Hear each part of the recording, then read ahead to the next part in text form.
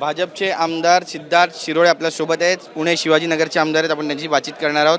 नसरापूर प्रकरणामध्ये landmark decision आलेला आहे आणि आरोपी नराधमाला फाशीची शिक्षा कोर्टानं सुनावली. काय म्हणाल? मला असं वाटतं की हा इतिहासात एक ज्युडिशियल रिफॉर्मचं एक ऐतिहासिक उदाहरण आहे.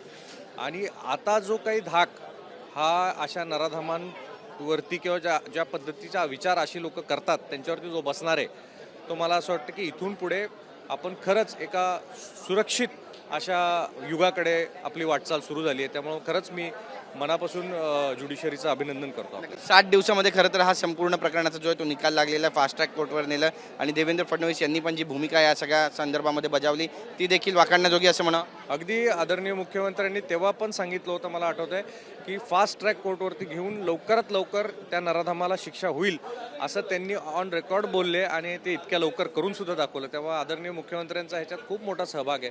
पण हा जो काही ऐतिहासिक निकाल आहे, रिफॉर्म आहे, हा अनेक दशकांसाठी आता आपल्याला सुरक्षिततेकडे घेऊन जाईल. पण बऱ्याच घटना या ठिकाणी घडलेल्या आहेत, त्यांचे पण निकाल येणं प्रलंबित आहे. त्यांना पण आता गती मिळेल. नाही ना, 100% ना. आता एक प्रेसिडेन्सच आपल्या समोर आला आहे. त्यामुळे अशा प्रकारचे जे काही प्रलंबित केसेस असतील त्या सुद्धा अपेक्षा असतील की ते सुद्धा फास्ट ट्रॅकवर घेऊन पटकन त्याला निकाली लावणार. पण एकंदरीतच इथून पुढे जे लोक अशा भयानक विचार करतात, आज त्यांना एक मोठा स्ट्रॉंग मेसेज गेलेला आहे. धन्यवाद आमची बातचीत केल्याबद्दल. कॅमेरा पर्सन योगेश गुरवचा, गिरीश गायकवाड, TV9 मराठी, मुंबई.